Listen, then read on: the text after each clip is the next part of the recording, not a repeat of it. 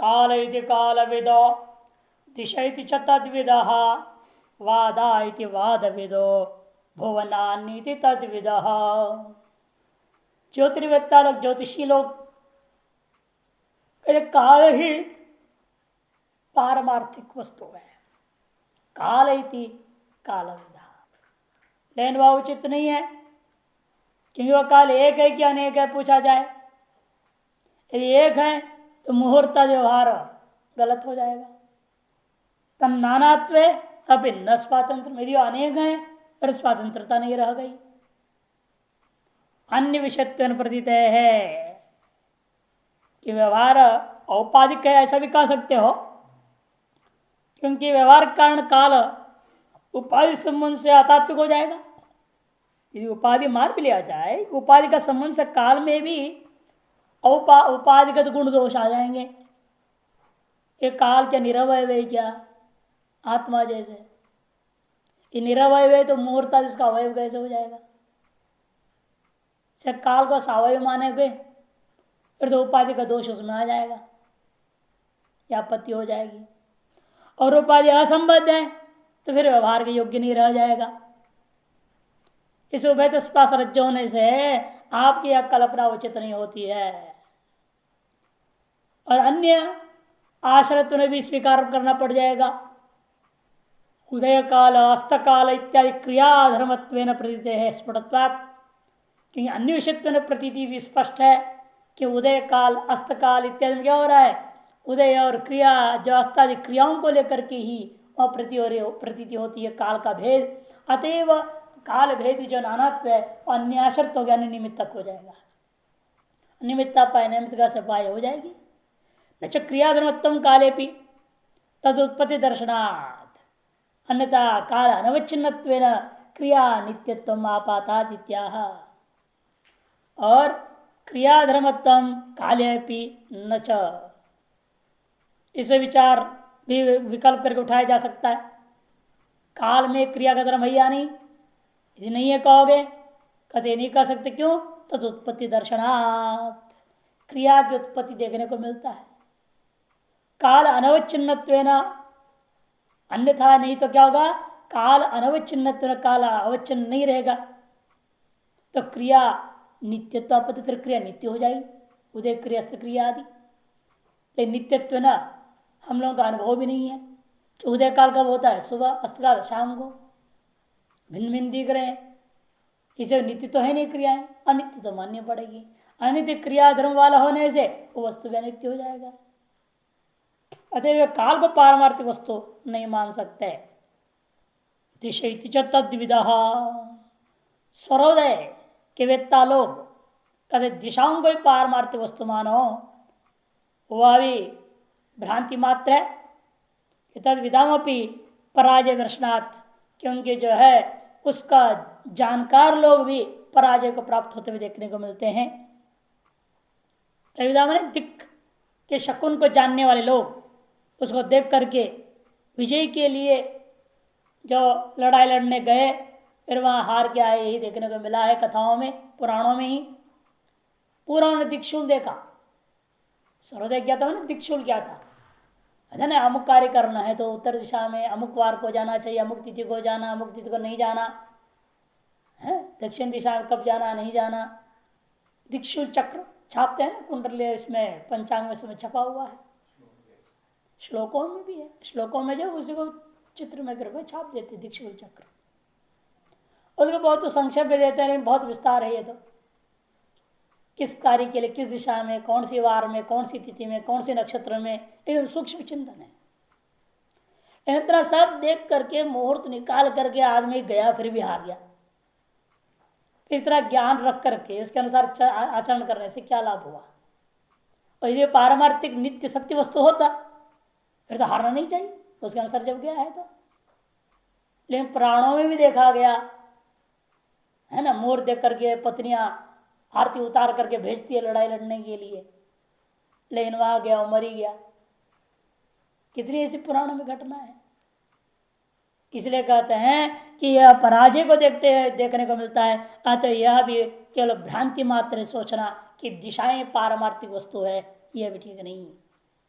वादा इति वाद वेदो, वादा धातुवाद मंत्रवाद इत्यादि अनेकों वाद है, वे भी वास्तविक पारमार्थिक वस्तु नहीं हो सकते, वो भी कल्पना मात्र ही है। कि ताम्रादि स्वभाव स्थिति नष्टे च कनकादि स्वभाव असंभवात, कि ताम्रादियों का स्वभाव स्थित हो चाहे नष्ट भी हो तो भी स्वर्णादि का स्वभाव उसके अंदर कभी नहीं आ सकता। यद्यपि देखने को मिलता है तांबे को सोना बना दिया, सिक्के को सोना बनाते हैं, ऐसे महात्मा को देखा। जो सिक्का होता है ना, 1 रुपया का सिक्का, 4 आने 8 आने के सिक्के होते थे, ऐसे तो महात्मा था वो तो। जब भी लोग कहे महाराज आज बहुत दिन हो गया घोटनी चाहिए, कुछ माल छाल, अच्छा माल टाल चाहिए, लाओ 1 रुपये के सिक्का लाओ। वो क्या कर देते, जो चिलम चलाते थे चिलम में 1 रुपया रख देते थे और सामान भर दिया उसमें, नीचे से कपड़ा, ऊपर राग लगा दी और फूंक मारते थे। क्या मंत्र बोलते थे भगवान जाने। फिर सबको दे तुम भी सब फूको, सब लोग फूंक दिया, उसके बाद उसको झाड़ देते और वो जो सिक्का सोना हो जाता था। और चले जा सोनार के यहाँ दे और लाओ, तो जो माल खरीद के लाने ला, मिठाई सिठाई दुनिया भर खिलाओ, सब खिलाओ। लेकिन इतने में से वो धातु सोना जैसे हो जाता है और व्यवहार में सोने जैसा व्यवहार भी आदमी कर लेता है, लेकिन डुप्लीकेट ही रहता है, ओरिजिनल सोना तो हो नहीं सकता है। और प्रक्रिया है संस्कार, 16 संस्कार करने से आप तांबे को सोना बना सकते हैं। 16 संस्कार वर्णन किया है। पारे को संस्कारित कर दीजिए, उस पारे को संस्कारित पारे से आप सोने बना सकते हैं, ऐसा वर्णन है। हमने रसेश्वर दर्शन एक पुस्तक में अपना सर्व संसार में लिखा है, पारे से किस तरह से क्या बनाया जाता है, पारे को सिद्ध कैसे किया जाता है, विधि है शास्त्रों में, उसके आधार पर हमने लिखा है। अनुभव नहीं है उस विषय में, लेकिन लोगों को करता हुआ देखा। ऐसे तो महात्मा को देखा तो सिक्के को सोने बना दिया, चांदी को सोना बना देता है। इसे कहते हैं कि देखने में भले ऐसा हो, लेकिन फिर भी कनकादि स्वभाव वाला अवश्य ही वो नहीं हो सकता। मंत्रवादों पे काल दृष्टो न जीवती, मंत्रवाद भी है। हाँ, ज्योतिष लोग कहते हैं महामृत्युंजय मंत्र का जप करो, इससे आपका भला हो जाएगा। लेकिन जिसका मौत आ गया है, क्या महामृत्युंजय मंत्र बचा सकता है उसको? कोई मंत्र नहीं बचा सकता। जिसके समय आ गया वो तो जाएगा। अकाल दृष्ट स्वयं उत्थास्यति, और अब जिसके अभी मौत आया नहीं है वो तो स्वयं उठेगा ही। जितने दिन तक उसको भुगतना है और रोग का, उतने दिन तो भोगेगा, बाद में उठेगा, मरेगा थोड़ी। जिसके मौत आ गया है आपके मंत्र बचा नहीं सकते। इसका नहीं आया है, भले आप सोचा हमने मंत्र जप कर दिया इसलिए स्वस्थ हो गया, नहीं, उसका स्वस्थ होना ही लिखा था, उतना दिन तक वो दुखी होना था, वो हो गया। ये प्रायश्चित कर्म है वास्तव में। अनेक जन का पुण्य और पाप का फल, प्रतिफल आपको दिखाई दे रहा है जन्म कुंडली में, और उन पापों को थोड़ा उपाय कर लिया जाता है तो वो पाप थोड़े नष्ट हो जाएंगे, पूरा तो भोगना पड़ेगा, लेकिन भोग में थोड़ी न्यूनता आ जाती है। ज्यादा कष्ट के बिना प्रायश्चित कर्म कर दिया, इससे ज्यादा कष्ट के बिना कष्ट काल निकल जाता है। इन मौत आदि से तो कभी कोई धातुवाद, कोई मंत्रवाद, कोई विवाद बचा नहीं सकता। प्रकृति चिकित्सा है, कायाकल्प का विधान है। कई लोगों ने कोशिश की, कहां हुआ। तात्पर्य ये होता है कि आपका शरीर निरोग की अवस्था में पहुंच जाए, इन मौत से बच नहीं सकता। इसे कहते हैं सदता स्थिति अभिगमाद व्यामोह मात्र मिथ्या। ये सारे वाद जो आपका है व्यामोह मात्र ही है। भुवनान्निति च तद्विद, भुवनानि 14 वस्तुनीति भुवन कोश विदा, भुवन कोश के वेत्ता लोग। भुवनानि एवं कोश भुवनानि को भुवनानि कोश इव वा, ऐसे विग्रह वाक्य करते हुए आपने भुवन कोशवत बनाओ। उसके जो वेत्ता लोग है, ये भी पौराणिक विशेष लोग है, वो लोग मानते हैं ये 14 भुवन ही सत्य है, यही पारमार्थिक वस्तु है। तद विकल्पना मात्राम तेषा मदृष्टत्वा, सबसे पहली बात ये भी उन्होंने केवल पढ़ के लिख रहे, कौन देखा है 14 लोगों को? जिसमें रह रहे हो वही दिख रहा है, बाकी तो कुछ पता है नहीं कहाँ है कैसा है। और जिसमें रह रहे हो वो भी पूरा कहाँ दिख रहा है? वो भी कभी पूरा आप देख ही नहीं सकते। घूमते रह ही जाएंगे, जितना भी घूमेंगे अभी बहुत कुछ देखना बाकी रह गया है। सारा जीवन घूम करके सारा विश्व भर घूमने वाले ऐसे लोगों को भी मिले, वो लोग भी बोलते सारा जीवन घूमते घूमते बीत गया, लेकिन अभी भी पता चलता है वो देखना बाकी है, देखना बाकी है, बाकी का लिस्ट खत्म नहीं होता है। अब मैंने कहा रे तुम सारे दुनिया की छोड़ो, भारत के ही पूरे तीर्थों को केवल घूम नहीं सकता सारे जीवन में, इतने तीर्थ स्थल है। आप प्रमुख प्रमुख जगह घूम सकते, लिस्ट बना लिया, तब भी आप जिनको प्रमुख मान रहे हैं वही है ना लिस्ट में आपकी, लेकिन अन्यों के हिसाब से पूछो उनके लिए और भी चीजें प्रमुख है, हजारों की संख्या में है तीर्थ स्थल, एक से एक दिव्य मंदिर है, देवता लोग सब कुछ यहाँ इस भारत देश के अंदर है। सब जगह घूमना फिरना दर्शन करना असंभव है, एक जन्म नहीं अनेक जन्म लगा दोगे तो पूरा नहीं होने वाला, इतनी है। तीसरे कहते हैं यह तो अदृष्टत्वाद, ये तो देखा ही नहीं 14 कोश 14 भुवनों को, नचतेभ्य तदर्शनम, और जो लोग बोल रहे हैं उन लोगों ने भी कभी देखा नहीं है, तेषा मित विप्रतिपि दर्शनाच, और उनमें भी परस्पर विप्रतिपत्ति देखने को मिलता है।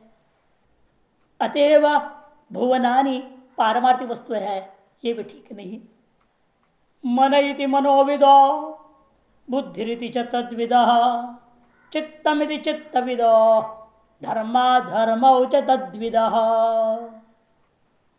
लोकायतिक भेद है, मन को ही आत्मा मानने वाले लोग ऐसे चार वाक वह भ्रांति मात्र है। उस मन के बारे विकल्प उठाओ, वह मन स्वतंत्र है कि अस्वतंत्र है, स्वतंत्र यदि होता फिर क्लेश को क्यों प्राप्त कर रहा है, हमेशा सुखी होना चाहिए, हमेशा प्रसन्न, लेकिन मन को क्लेश प्राप्त होते रहता है, बार बार परेशान रहता है। इसे ज्ञापन होता है मन अपने मर्जी से सुख दुख को भोगता नहीं है, स्वतंत्र नहीं है, अस्वतंत्र है, फिर तो घट के समान भी अनात्मा ही मानना पड़ेगा, कर्ण कोटि में आ जाएगा वो। दीप आत्मत्व योगात, दीप जैसा प्रकाशक है वैसे वो प्रकाशक कोटि में नहीं आएगा, किंतु अप्रकाशक अर्थात प्रकाश्य घटादि के समान वो हो जाएगा।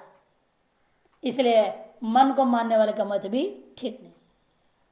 बुद्धि च तद्विद, बुद्धि रेव आत्मा, बुद्धि आत्मा है, वही पारमार्थिक वस्तु है, ऐसा बौद्ध लोग कहते हैं, वह भी भ्रांति मात्र है। तो सुषुप्ति में पूछो बुद्धि कहाँ गई, बुद्धि कहाँ है सुषुप्ति में, नहीं रहती। सुषुप्ति में व्यभिचार को देखने को से स्पष्ट अनुभव होता है कि बुद्धि पारमार्थिक वस्तु नहीं है। यदि बुद्धि पारमार्थिक सत्य वस्तु होता, नित्य वस्तु होता, तो सुषुप्ति में भी होना चाहिए था वो, सुषुप्ति नहीं रहता है, इसे ज्ञापन हो गया। उसके विचार को देखते हुए वह वेद्य कोटि आ गया, घट के समान वह भी वेद्य है, कभी होता है इसलिए कभी नहीं होता, घट अतिरिक्त वेद्यत्वात्। अब चित्तम चित्तविदो, चित्तमेव बाह्याकार शून्य विज्ञान, विज्ञानात्मवादी, विज्ञानात्मवादी कौन है, ये भी बौद्ध विशेषों में से आ गया। बाह्याकार शून्य विज्ञानम एवं चित्तम तदेव आत्मा इति अपरे, उसी को आत्मा मानते हैं कुछ अन्य बौद्ध लोग। यहां भी वही उक्त दोष आएगा, वह बाह्याकार शून्य विज्ञान रूपा चित्त सुषुप्ति में था क्या, अनुभव से तो नहीं है, इसीलिए ज्ञापन होता है, उसका विचार होने से वह भी वेद्य कोटि में आ गया। जो व्यभिचारी है, जो नित्य नहीं है, तीनों अवस्था में नहीं रहता, वो वेद्य, एक में रह रहा है दूसरे में नहीं रह रहा है, यहाँ रह रहा है तो वहां नहीं, वहां रह रहा है तो यहाँ नहीं, ऐसे वस्तु को हम क्या मानते हैं, वेद्य मानते हैं। जो वेद्य होता है वो नित्य आत्मा नहीं हो सकता, प्रकाशक नहीं हो सकता। अब आते मीमांसक धर्माधर्मो विधि निषेध चौदनागम्यो परमार्थ, धर्म और अधर्म, पुण्य और पाप, विधि वाक्य और निषेध वाक्य रूपी जो विधियां है, निषेध विधि और अपूर्व विधि, इनके द्वारा बोध्य जो वस्तु धर्माधर्म वही पारमार्थिक ऐसा महिमा सब लोग कहते हैं, वह भी कल्पना मात्र ही है। क्यों, उनमें भी विचार देखने मिलता है, जिसको धर्म मानते हैं वही अधर्म हो जाता है। बकरा काटना धर्म है, लेकिन कब, जब यज्ञ मंडप में कर रहे हो तो, और यज्ञ से बाहर काट दिया तो वही अधर्म हो गया। अब बताओ, व्यभिचारी हो गया ना। ये तो नहीं कर सकते पशु हिंसा, हिंसा न भवती, ऐसे नहीं कर सकते आप,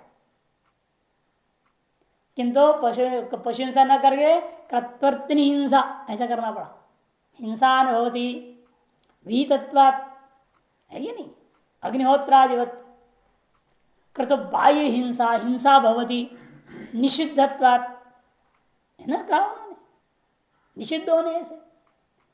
तो इसलिए कहते हैं कि भाई उनका तो देश काल है जो धर्माधर्म और भी प्रतिदर्शनात्, देश काल इत्यादियों में धर्म और अधर्म आदि कभी प्रतिपत्ति देखने को मिलता है।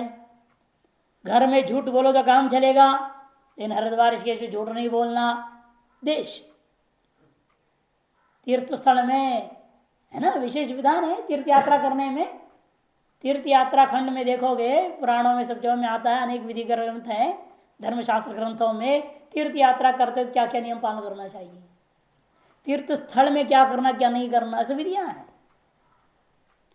देश विशेष में वो बात होगी ना, और वहां से बाहर आ गया तो कुछ भी कर सकते हो, उसको विपरीत करो कोई आपत्ति नहीं है। इसे देश विशेष काल विशेष में वे जो धर्म विहित हैं वही अन्यत्र अधर्म हो जाता है, जो अन्यत्र अधर्म है वही यहां पर क्या हो जाता है, धर्म हो जाता है। इसे एक देश एक काल में जो धर्म है वही अन्य देश अन्य काल में अधर्म हो गया, एक देश एक काल में अधर्म है वही अन्य देश में जाकर गए वही काल में अधर्म हो धर्म हो जाता है। ये व्यवहार देखने को मिला।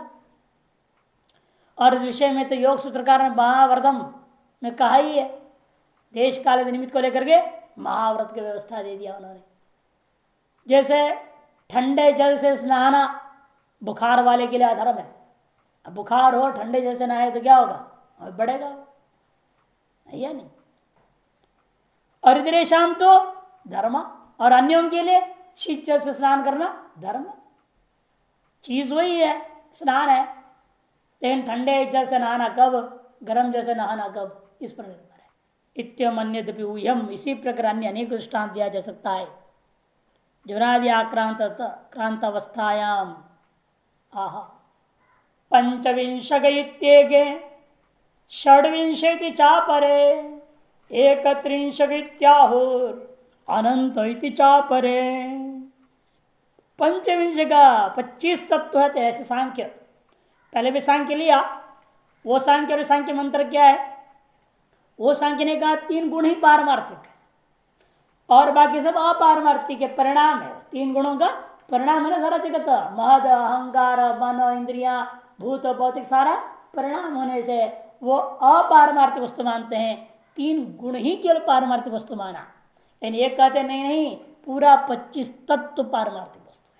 प्रधान मूल प्रकृति महद अहंकार तन्मात्रा सप्त प्रकृति विकृति भाव वाले, पंच ज्ञानेन्द्रिया पंच कर्मेन्द्रिया पंच विषया मनस्य षोड़श विकारा 16 और 7 कितना हो गया 23, प्रधान 1 24, पुरुषस्तो दृश्य स्वभाव, पुरुष जो दृक् स्वभाव वाला चैतन्य स्वभाव वाला है, ये पंचविंश संख्या का प्रपंच वस्तु संख्या, इस 25 संख्या वाला यह जो प्रपंच है यही वस्तु है, वही पारमार्थिक तत्व है। सारे के सारे सत्य, पूरा 25 तत्व सत्य है मानते हो ऐसे सांख्यवादी। यह भी कल्पना मात्र ही है। गुणवादी सांख्य की अपेक्षा से तत्वादी सांख्य में दोनों में अंतर है, फर्क इतना ही अंतर है। पंच विषय जो विशेषण आपने दिया वह व्यर्थ होगा। हम उनसे पूछते हैं ये संसार पूरा का पूरा जो है 25 तत्व ही है, 26 से 24 की आशंका ही नहीं है, फिर 25 आप कहते ही क्यों हो। विशेषण से अव्यावर्तकत्व वही अर्थात, यदि अव्यावर्तक मानोगे संज्ञा को व्यर्थ हो जाएगा, और व्यावर्तक मानोगे तो व्यावर्त प्रमिति अप्रमिति और अनुपत्य है। व्यावर्तिक प्रमिति है या अप्रमिति है, इसे विकल्प उठाओ उसको।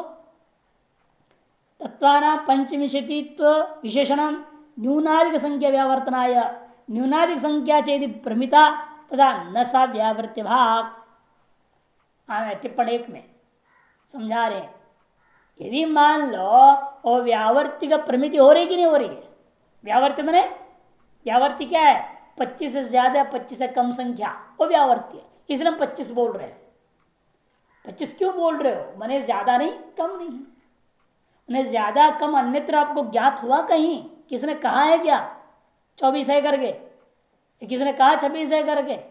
अन्यत्र यदि ज्ञात हो उसको व्यावर्तन करने के लिए विशेषण दी जाती है ना। जैसे आपने लाल फूल भी अन्यत्र देखा था और अब आप नीले फूल रंग देख लिया, इसे नील जो विशेषण क्यों दिया जा रहा है? अन्यत्र ज्ञात रक्त का व्यावर्तन करने के लिए।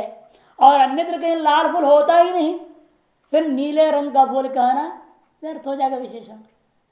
इसे विशेषण जो व्यावर्तक तब माना जाता है जब व्यावर्त्य अन्यत्र प्रसिद्ध हो। यदि वह अन्यत्र प्रसिद्ध है, इसलिए हम कल्पटाक बोल रहे हैं, यदि अन्यत्र वह न्यूनाधिक संख्या प्रमिता तथा न स व्यावृत्ति भाग, यदि आप स्वीकारी कर लिया अन्यत्र प्रसिद्ध है करके, वो व्यावृत्ति के योग्य नहीं रह जाएगा। नहीं प्रमाण सिद्धम वस्तु अपलपित पार्यम, क्योंकि जो प्रमाण सिद्ध वस्तु है उसको कोई अपलाप खंडन नहीं कर सकता।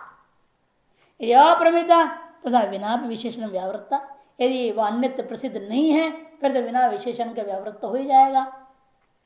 अतः विशेषण व्यर्थम इत्यर्थः, इसे विशेषण व्यर्थ है, यह दोष है। तब आया योगी लोग, नहीं भाई 25 तत्व नहीं 26 है। पातंजला पुनर्ईश्वरम अधिकम पश्यंत षड्विंशति पदार्था कल्पयंती तदयुक्तम, वह भी ठीक नहीं। उनसे पूछते हैं हाँ वही ईश्वर क्या है बताओ। उन्होंने क्या कहा? उन्होंने क्या कहा है? ईश्वर का लक्षण क्या किया योग सूत्रकार ने? क्लेश कर विपाक आशीर अपरामृष्टो पुरुष विशेषो ईश्वर।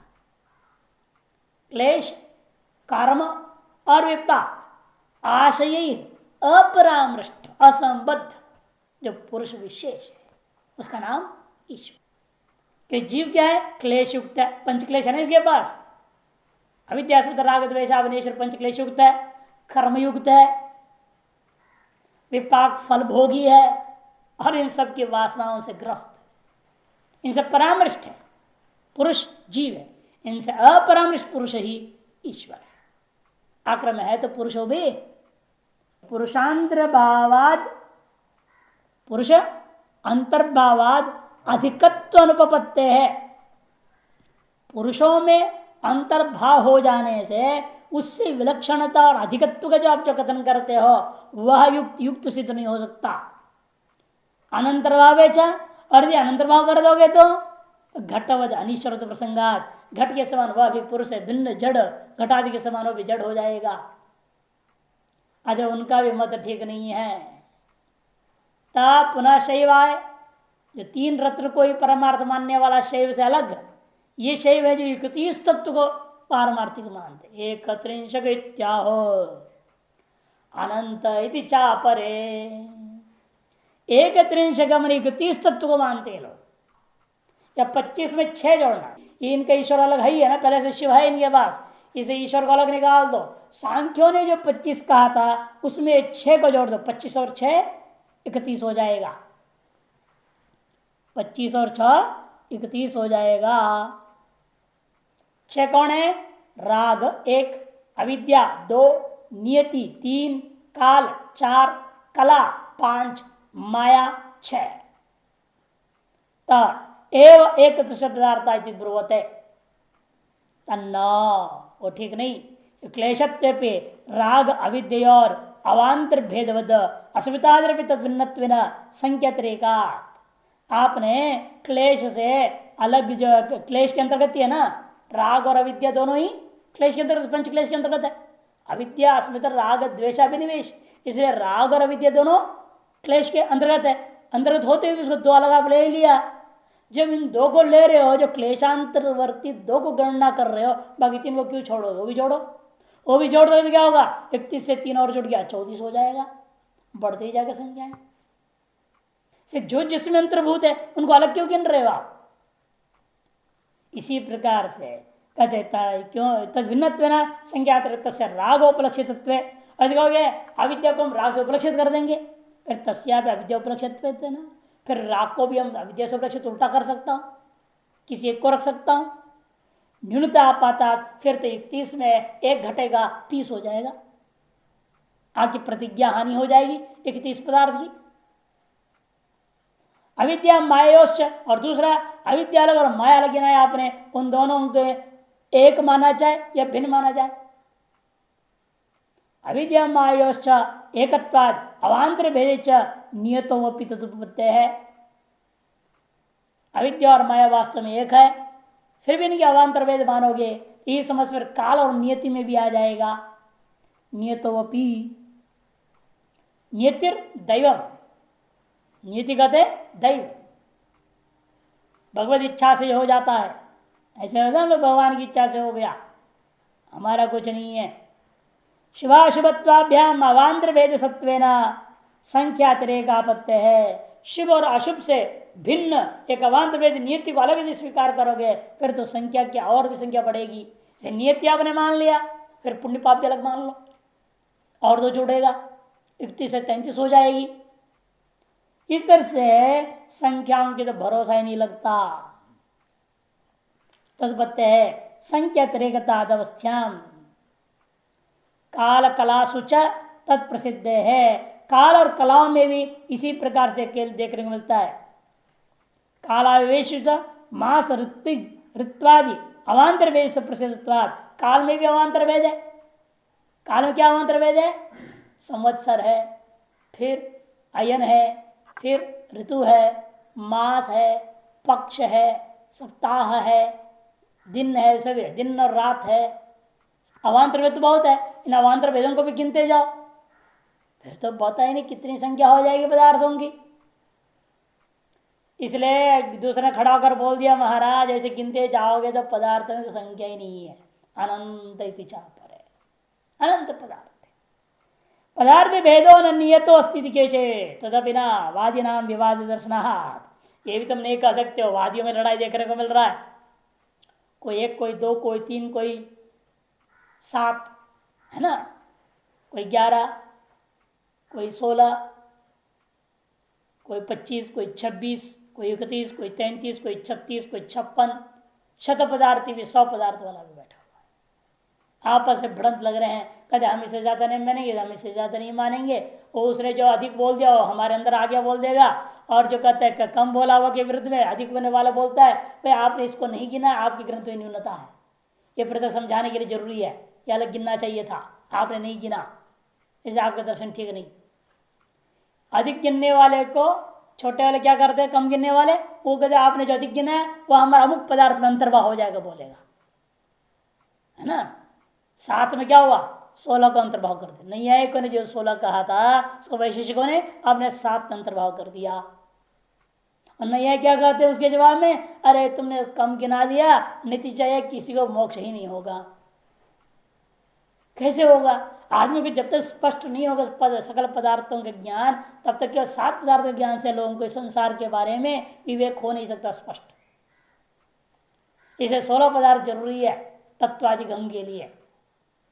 सब अपने अपने तर्क दे रहे हैं। इस तरह से इनका आपसी विवाद को देखने से मालूम होता है अनंत कहकर पीछे भाग जाना भी उचित नहीं होता, क्योंकि सकल विवाद से अज्ञान मूलकत्वात्, वास्तव में ये सकल विवाद अज्ञान मूलक ही होता है। लोकालोक विध प्राहो राश्रमा तद्विद स्त्री पुं नपुंसकम लिंगा परा परमथा परे। लोकानिति लोकविदा लोकानुरंजनम एवं तत्वमिति लौकिका। लौकिक लोग कहते हैं इस दुनिया को खुश रखना, हंसते हंसाते रहना, यही सबसे बड़ा पुरुषार्थ, यही परमार्थ तत्व इस दुनिया में और कुछ नहीं है। लौकिक लोग कहते हैं। अखबार में एडवर्टाइजमेंट आता है, आइए टिकट लेकर के हम आपको हंसाते रहेंगे, 3 घंटा खूब हंसे, पेट भर के हंसिए। वो आएगा और ऐसे ऐसे बोलेगा, हाव भाव करके आदमी सुन के देख के हंसते हंसते रह जाएगा।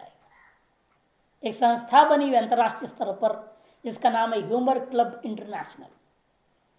ह्यूमर क्लब इंटरनेशनल, उसके जो सदस्य लोगों को ट्रेनिंग दी जाती है और स्कूलों में, कॉलेजों में, ऑफिसों में सब जगह उनका कार्यक्रम रखा जाता है और वो जाएंगे खूब हंसाएंगे, खूब हंसाएंगे। कई आदमी तनावग्रस्त है आज, और तनाव बिना हंसे दूर नहीं होगा। हंसना हंसाना जरूरी है। और जो आजकल और भी लाफ्टर क्लब्स, लाफ्टर क्लब्स, वो क्या करते हैं, सड़क का बीच में कहीं भी, बगीचे में कहीं भी 10-20 इकट्ठे होंगे, हा हा हा हंसते रहेंगे, जोर जोर से हंसेंगे, खूब हंसेंगे। वो तो हंसे मुझे सुनाएंगे भी नहीं, ऐसे हंसेंगे, केवल हंसेंगे, जान के हंसना, हा हा हा हा हा करके हंसते रहना जोर जोर से। इससे तनाव दूर होगा, स्वास्थ्य दूर होगा, ऐसे बोलते। ये पागलपन है। प्राण कर्म में जो रोग है थोड़ा दूर होने वाला है। बीजगत दोषों से होने वाला रोग, क्षेत्रगत दोषों से होने वाला रोग थोड़े दूर हो जाता है, हंसने से, हंसाने से। यानी कि कुछ समय के लिए लगता है तनाव दूर हो गया। कसम वहां जितनी देर बैठे हैं, जैसे आप यहाँ बैठे हैं, आप लोग पढ़ा रहे हैं, तो तनावग्रस्त नहीं है, अपना शास्त्र चिंतन चल रहा है। जहां से हटे तो फिर अपने अपने तनाव अलग, अपने अपना सबके पास है, गठरी बांध के रखे हुए हैं और खुल जाता है सामने। जहां खाली बैठे नहीं, शुरू हो जाएगा अपना। इसे मन को व्यस्त रखना पड़ता है, जब तब ध्यान भजन लगाए रखकर रहो, रटो फटो कुछ करते रहो, ताकि जो है वो तनावों से दूर रहे। इसे कहते हैं यहाँ पर क्या है, लोकानुरंजन करना ही सबसे बड़ा पुरुषार्थ है। इसलिए वही सत्य है, वही परमार्थिक तत्व है।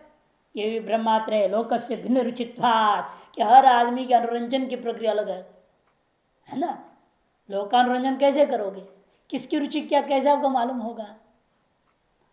आप हंसाने वाले क्लब में कितने लोग जाते हैं, जानते हो कि लोग क्या वहां जगह करना है, बोलते हमको उससे रुचि नहीं बोलते।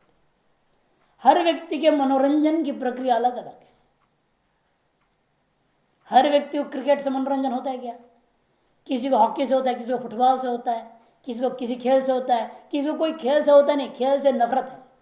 कोई भी खेल के नाम लो, नफरत है, ऐसे भी लोग हैं। और उनको सिनेमा चाहिए, 24 घंटा सिनेमा में लगे रहेंगे।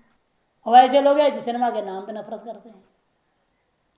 कोई कहते हैं सिनेमा में कुछ ना, बस गाने सुनते रहो, लगाए कान में घूम रहे हैं सुनते हुए। बनारस में हमने एक बार देखा था, एक ऐसा आदमी था, घर के लोग बड़े परेशान थे उससे, तो हमारे पास आए ज्योतिष के चक्कर में।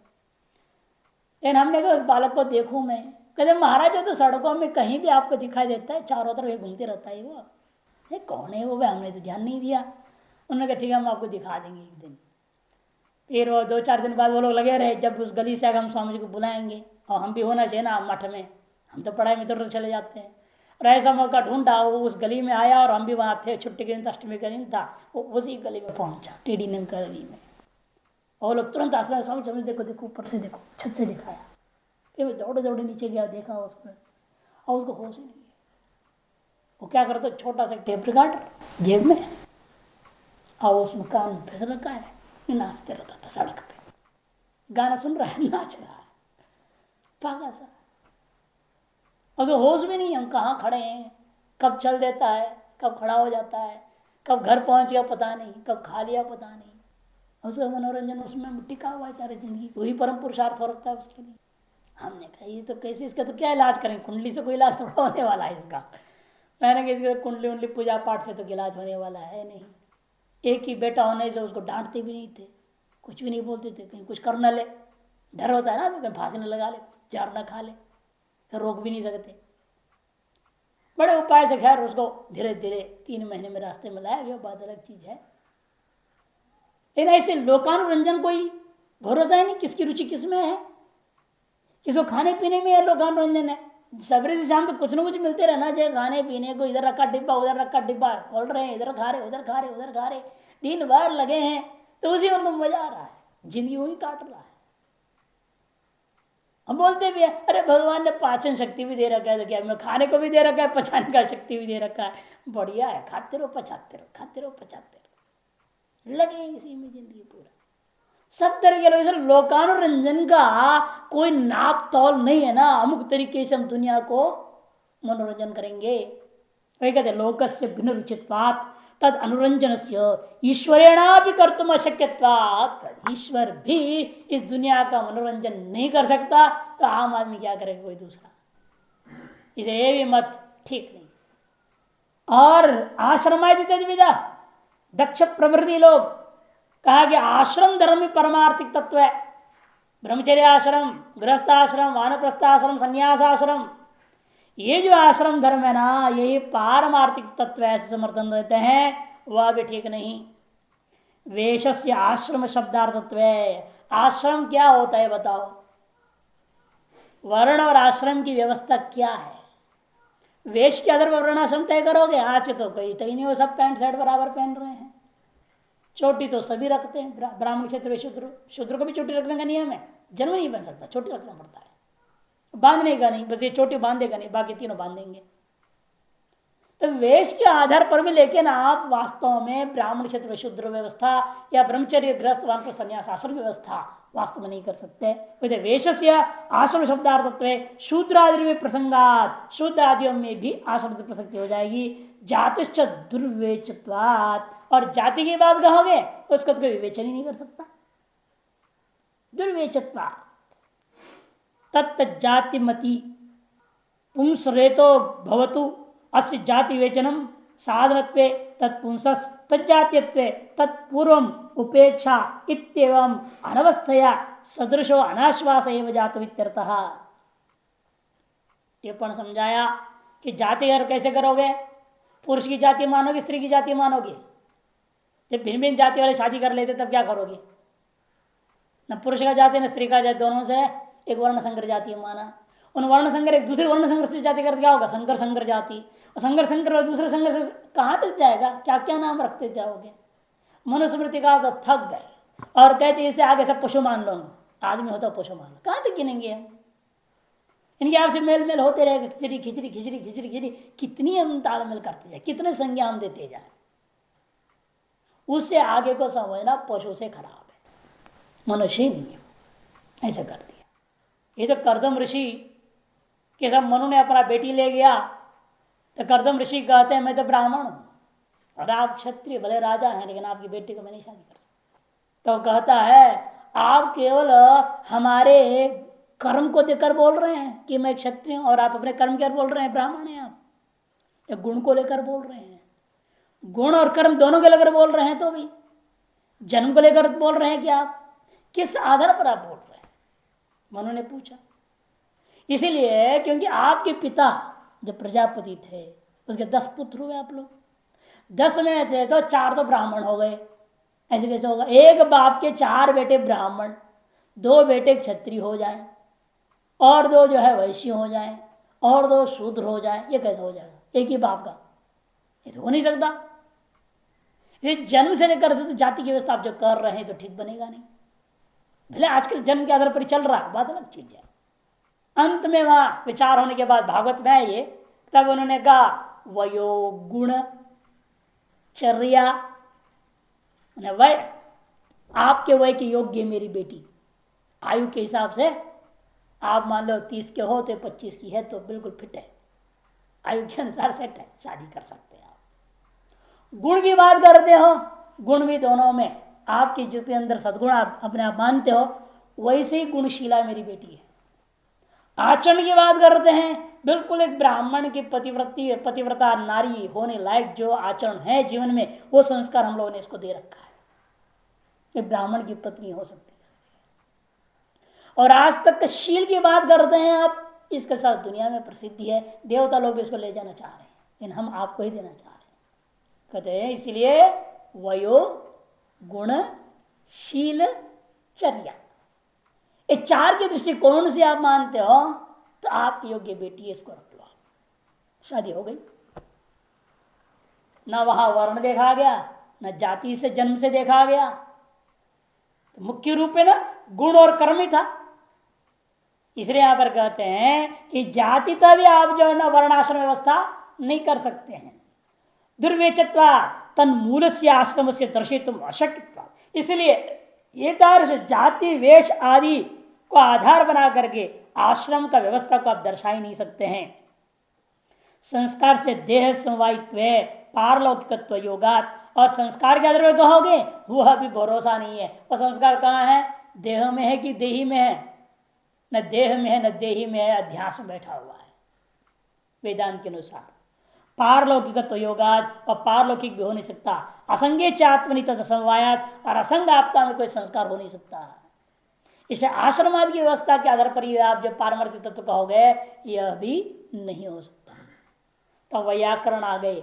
वैयाकरण कहते हैं भाई आश्रम हो कुछ भी हो सारा शास्त्र पर निर्भर है ना, और शास्त्र किस पर निर्भर है? शब्दों पे। शब्द क्या होते हैं? 3 लिंग वाले होते हैं। क्या लिंग वाला है? वो तो हमारे व्याकरण का मामला है। इसे पारमार्थिक उस संसार में क्या है? शब्द ही पारमार्थिक। शब्द ब्रह्मण निष्णात मोक्ष प्राप्त करता है, कहा ना। इसलिए जो शब्द ब्रह्म में निष्णात हो गया वह मोक्ष को प्राप्त करता है। ये शब्द ब्रह्म क्या है? यही तो है, समझना। ये शब्द पुल्लिंग है, ये शब्द स्त्रीलिंग है, ये शब्द नपुंसकलिंग है, यह शब्द भाषित पुंस्क है, ये द्विलिंगा है, ये अलिंगा है। इसे हम लोग क्या करते हैं, शब्दों को दो भाग कर दिया, अलिंगा और सलिंगा। सलिंगा में भी नियत लिंगा, अनियत लिंगा, है ना। नियत लिंगा क्या होता है? केवल पुल्लिंग, केवल स्त्रीलिंग, केवल नपुंसकलिंग वाला, और नियत लिंग वाले हो गए। और अनियत लिंग में तीनों लिंग चलने वाले होते, त्रिलिंगा, तट तटी तटम, जैसे तट पुल्लिंग भी है, तटी स्त्रीलिंग भी है, तटम नपुंसकलिंग भी है, तीन लिंग में होता है। और द्विलिंगा होते हैं, कोई ऐसा स्त्रीलिंग पुल्लिंग दोनों में चल रहे हैं, कोई स्त्रीलिंग नपुंसकलिंग में चल रहे हैं, कोई पुल्लिंग नपुंसकलिंग में चल रहे हैं, से द्विलिंगा भी होते हैं। ये सब अनियत लिंगा कोटि में आ गया। ऐसे जो लिंग वाले हैं, लैंगा, इनको वैयाकरण के कहते, इसलिए लिंग के आधार पर ही, शब्दों का लिंग के आधार पर विचार करने वाले ऐसे जो लैंगा वैयाकरण, स्त्रीलिंग पुल्लिंग नपुंसकलिंग शब्द समूह, इसको वास्तविक तत्व पारमार्थ तत्व है ऐसे मानते हैं, लेकिन वह भी ठीक नहीं है। स्त्रियादि शब्द स्वभावत्व है, हम उनसे पूछते हैं स्त्रीत्व पुंस्त्व नपुंसकत्व अपने शब्द में माना, और शब्द का स्वभाव है क्या? यदि शब्द का स्वभाव है तो त्रिलिंग का शब्द कहां से आ गए? एक ही शब्द कभी पुल्लिंग, कभी स्त्रीलिंग, कभी नपुंसकलिंग कैसे हो जाता है? विचारिए ना, तट तटी तटम, तीनों लिंगों में जा रहा हो शब्द। इसका मतलब लिंग शब्द का स्वभाव नहीं है, ये मानना पड़ेगा। शब्द स्वभाव थे सर्वादि नाम त्रिलिंगत्व योगात, सर्वित्य शब्दों का तीन लिंगों में जो प्रयोग करते हो वो उचित नहीं होता। एक अनेक स्वभाव संभवात, क्योंकि एक शब्द का अनेक स्वभाव हो जाए, एक वस्तु का अनेक स्वभाव हो जाए, यह कभी नहीं हो सकता। यदि औपाधि धर्म कहोगे तस्य वस्तु तो प्रसंगात, फिर तो मूल वस्तु वस्तु ही नहीं मानना पड़ेगा। उपाधि की वजह से लिंग जिसका बदलते रहता हो, ऐसा औपाधिक वस्तु को पारमार्थिक वस्तु कैसे मान सकते आप? इसीलिए यह वैयाकरणों के सिद्धांत भी ठीक नहीं है। तब एक कुछ लोग और आ गए जो इधर दो ही है, मान लो फिर तत्व संसार में दो ब्रह्म है, एक पर ब्रह्म एक अपर ब्रह्म, यही पारमार्थिक वस्तु है। द्वे ब्रह्मणि वेतव्ये परंच अपरम च इति केचित् तच्छन्न, वह भी हम पूछते हैं परिच्छेदे क्वचित भी ब्रह्मत्व योगा, ये दोनों ही परिच्छिन्न है या अपरिच्छिन्न है? ये दोनों ही परिच्छिन्न है, फिर तो ब्रह्म ही नहीं हो सकता। और एक को अपरिच्छिन्न और एक को परिच्छिन्न मानने में कोई प्रमाण नहीं बन पाएगा। और दोनों को अपरिच्छिन्न कहोगे, वे दो अपरिच्छिन्न वस्तु व्यापक पदार्थ हो नहीं सकते। अपरिच्छिन्न तद्भावाद इत्याह परापरमिति वस्तु परिच्छेद रहित इत्याह, इसलिए इनका भी पक्ष ठीक नहीं है। अब कुछ पौराणिक लोग आते हैं जो कहते कि सृष्टि को ही पारमार्थिक मानते हैं, कोई स्थिति को पारमार्थिक मानता है, कोई प्रलय को ही पारमार्थिक मानता है। उन सब को अलग अलग कर बोल रहे सृष्टि सृष्टि विदो, लय तद विदा, स्थिति स्थिति विद, सर्वेच्चेहतु सर्वदा। अंतिम श्लोक है ये, विभिन्न विकल्पों को दर्शा दिया और अंत में कहे सर्वेच यह तो सर्वदा। ये सारी बात जो कही गई है उक्तानुक्त, और जो कुछ बकाया वाद आपके मन में आता हो वो सबको हमारे इस ब्रह्म में कल्पित है सदा। सृष्टि सत्य है ऐसा सृष्टिवादी लोग कहते हैं, लयवादी लोग कहते हैं लय को ही पारमार्थिक माननी चाहिए, और स्थितिवादी कहते हैं स्थिति को ही सत्य मानना चाहिए। इस प्रकार जितने भी कहे हुए हैं चकार सर्वे च है अनुक्त के समुच्चय के लिए, उक्ते सर्वे अनुक्ते च अन्य, है ना। उक्त जितना भी यहां पर बताया गया वो सब, और जो नहीं कहे गए वे सब, यह तो किंतु वे सब के सब कहाँ है? यह मैंने आत्म तत्व में, परमार्थ तत्व में, ब्रह्म तत्व में कैसा है? सर्वदा कल्पित है। ठीक है, सृष्टिर्वा लयो वा सिद्धिर्वा तत्व पौराणिका तदपि कल्पना मात्र सतो असतश्च उत्पत्त्याद्य भावस्य वक्षमाणत्वात्। कि हम आगे विचार करेंगे इसमें भी, यदि सृष्टि मान में लोगे किसे उत्पन्न हुआ? सत से उत्पन्न हुआ क्या? सत से उत्पन्न हुआ, सत सत उभय से उत्पन्न हुआ, सत सत विलक्षण से उत्पन्न हुआ, किसे उत्पन्न हुआ? सत से उत्पत्ति नहीं कर सकते, असत से उत्पत्ति नहीं कर सकते, सत्सत उभय तो हो ही नहीं सकता, पर वृद्धत्वादेव सत्सत विलक्षण ऐसे कोई तत्व नहीं जिससे उत्पन्न मानोगे आप। ये उत्पत्ति संभव नहीं है तो सृष्टि स्थिति लय तीनों ही खत्म हो जाएगा। ये आगे चल विस्तार पर समझाएंगे। इसे यहां जो भी हम कोई भी तर्क नहीं दे रहे इसका खंडन करने के लिए। वक्षमाणत्वा इतिमत्वा सृष्टि इत्यादि ना यथोक्त कल्पना नाम अधिष्ठान सूचयति। इन सकल कल्पनाओं का अधिष्ठान कौन है? वह वेदांतोक्त एकमेव द्वितीय ब्रह्म तत्व है। उदाहरताश्च अनुदाहरताश्च कल्पना भेदा यावंतो विद्यन्ते। जो अभी तक कथन किए गए जितनी कल्पना भेद है और जिनकी कथन नहीं की गई है ऐसे भी जितने और कल्पना भेद हो सकते हो, उन सारी चीजों को यावंत विद्यन्ते जितने भी हैं ते सर्वेपि वे सब के सब प्रकृत आत्मनिएव कल्पनावस्थायाम कल्प्यन्ते। प्रकृत आत्मा में कल्पनावस्था में कल्पित मानी जाएगी, वास्तव में है नहीं वहां। न चात्मन कल्पितत्वम आत्मना न कल्पितत्व, लेकिन आत्मा में कल्पित नहीं है। सर्वस्य कल्पितत्व है, कल्पित अधिष्ठान योगात। यदि आत्मा को भी कल्पित कह दोगे फिर तो अधिष्ठान कौन रह जाएगा? किसी न किसी अधिष्ठान में तो कल्पना होगी ना। संसार में ही हमारी अनुभूति है, कोई भ्रांति होती है वह कोई न कोई अधिष्ठान में ही होगी। निर्दिष्ठान भ्रांति या कल्पना आज तक कोई कुछ भी नहीं कर सका है। अतएव आत्मा भी कल्पित है ऐसा आप नहीं कह सकते, क्योंकि कल्पना कोई न कोई अधिष्ठान होगा। अधिष्ठान कौन होगा? आप स्वयं होंगे, और आप क्या है? आत्मा है। इसे आत्मा अकल्पित सत्य पारमार्थिक वस्तु है जिसमें अनंत कल्पनाओं को आप कर लेते हैं।